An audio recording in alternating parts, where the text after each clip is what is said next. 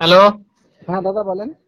হ্যাঁ, বলছিলাম তোমাকে আমি তো 4:30 থেকে ফোন করছি, তো তোমার ফোন লাগছে না কেন?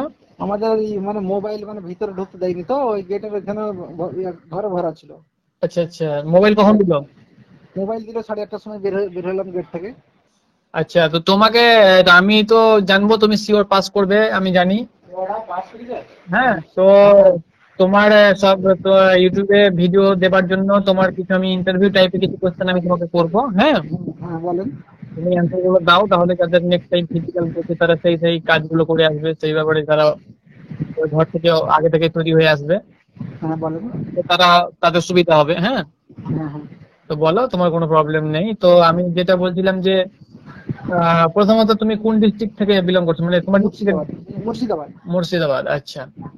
আর তুমি ইডব্লিউএস প্রার্থী? হ্যাঁ। আচ্ছা, ঠিক আছে। আর আজকে তোমার গ্রাউন্ড কোথায় ছিল, মানে ফিজিক্যাল সেন্টার কোথায় তোমার? Durgapur group centre, Amravati. Durgapur group centre, ঠিক আছে। হ্যাঁ। তো তুমি একদম কটা থেকে তুমি লাইনে দাঁড়িয়েছিলে একদম? লাইনে গেট। লাইনে দাঁড়িয়েছিলাম ওই 5টা বাজতে 10 মিনিট আগে গিয়েছিলাম, তো ভোরতে 6:30 বাজিয়েছিল, 6:30। আচ্ছা, তুমি পুরো প্রসেসটা বলো, একদম গেট মানে একদম ফিট হয়ে গেটে, বেরোবার সময় পর্যন্ত। হ্যাঁ গেটে আস্তে আস্তে হচ্ছে, 2-4 জন করে মানে চেক করছে ওদের ডকুমেন্ট, এই মানে আমাদের লিস্ট চেক করছে। হ্যাঁ এই বললো 140টা মতো ডেকেছিল আজকে। হ্যাঁ। নিয়ে এই হাইট আর চেস্টটা সব বাদ গেছিল, 65টা মতো রানের যোগ্য হ্যাঁ, হয়েছিল। আমি আমি এর মধ্যে কিছু তোমাকে কোয়েশ্চেন করছি, যে তোমাদের যে 140টা ডেকেছিল, হ্যাঁ। এর মধ্যে শুধু কি সবাই ইডব্লিউএস ছিল না অন্যান্য ক্যাটাগরিরও না ছিল? না না, ইউআর ছিল, ওবিসি ছিল, ইডব্লিউ ছিল। আচ্ছা, ইউআর, ওবিসি এবং ইডব্লিউএস ছিল এর মধ্যে, হ্যাঁ। শুধু ইডব্লিউএস ছিল না? না, এসসিও ছিল কয়েকজন। আচ্ছা আচ্ছা আচ্ছা। তো যে তোমার লাইনে তোমাকে প্রসেসিং হবার পরে যখন তোমার লাইনের ভিতরে যখন গেট গেট পাস করছে, তখন কি প্রুফ দেখছে? কিছু তো একটা প্রুফ দেখছে তোমার? যে কোনো একটা আইডি, আধার কার্ড হোক, ভোটার কার্ড হোক। আচ্ছা, তোমার যে অ্যাডমিট কার্ডটা ডাউনলোড করেছো সেটা? হ্যাঁ হ্যাঁ ওটা। ওটা সিআরপিএফ অফিসিয়াল ওয়েবসাইট থেকে যেটা ডাউনলোড করেছো ওটা? হ্যাঁ হ্যাঁ। আচ্ছা, সেটা দেখছে এবং তোমাকে ভিতরে প্রবেশ করাচ্ছে। হ্যাঁ। তারপরে কি হচ্ছে? এই ভিতরে প্রবেশ করার পর গাড়িতে নিয়ে গেলো 1 কিলোমিটার মতো। হ্যাঁ নিয়ে যাওয়ার পর মানে বসিয়ে রাখলেন, চেস্ট নাম্বার দিল। তারপরে ঘরে ভরলো, নিয়ে হাইট মাপলো, তারপর চেস্ট মাপলো। চেস্টটা খুব কড়াকড়ি করছে দেখলাম, মানে একবার ফিচার টেনে ধরছে একবারে। নিয়ে ওই 81 যদি নর্মাল, যদি 79 পয়েন্ট যদি 5 হয়ে যায় তাও মানে বাদ দিয়ে দিচ্ছে তাকে। হ্যাঁ। আমার যেমন 84 ছিল, এখানে 81 করলো। 81.88, এই মানে ফুলে 88। আচ্ছা আচ্ছা। নিয়ে তো আছে। আর তোমার হাইট কত ছিল? হাইট আমার 177.1 করেছে। আচ্ছা আচ্ছা, হাইট অনেক আছে, নেই। তো তোমার আর হাইট কিরকম কড়াকড়ি করছে? হাইটে ভালোই করা করেছে, যে 72 বাড়িতে দেখছে, সেখানে আনফিট। দুর্গাপুরে তো আমরা শুনেছি আগে থেকে যে হাইটে দুর্গাপুরে খুব টাপ করছে।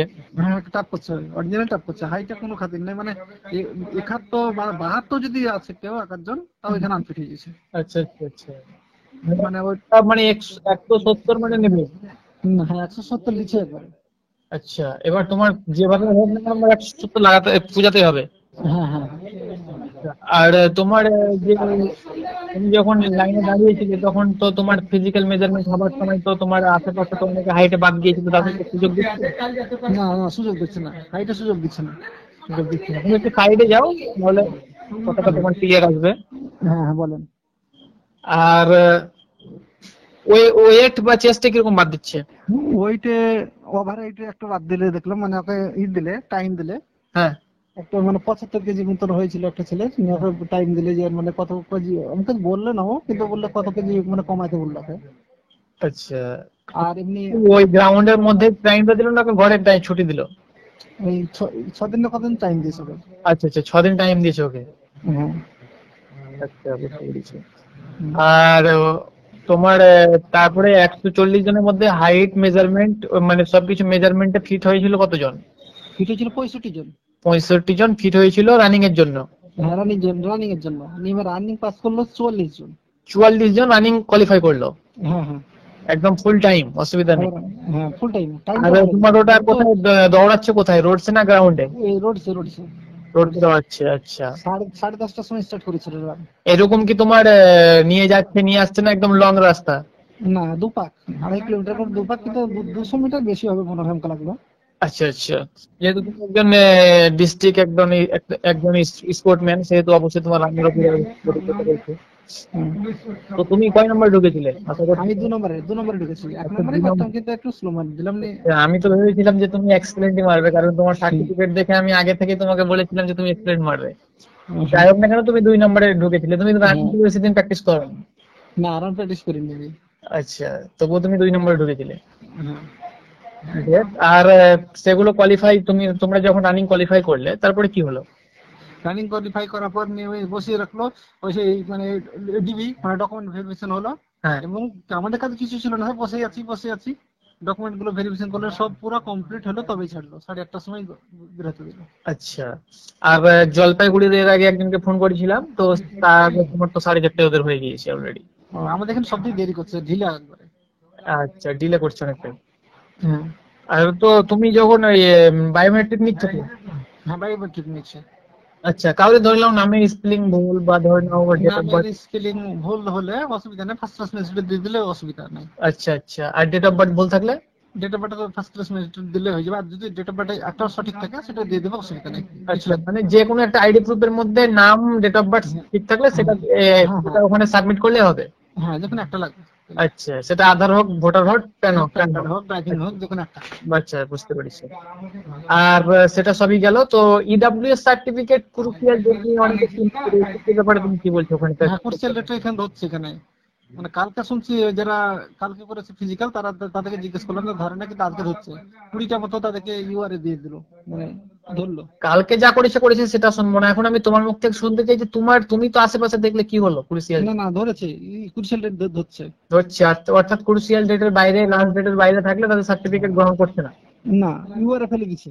ইউআরএ ফেলে দিচ্ছে, অর্থাৎ তাদেরকে বাদ দিচ্ছে না, ইউআরএ ফেলে দিচ্ছে। হ্যাঁ, ইউআরএ ফেলে দিচ্ছে। ইউআরএ কাট অফ ক্লিয়ার করতে পারে তাহলে সে সিলেকশন নিতে পারে। হ্যাঁ হ্যাঁ হ্যাঁ হ্যাঁ।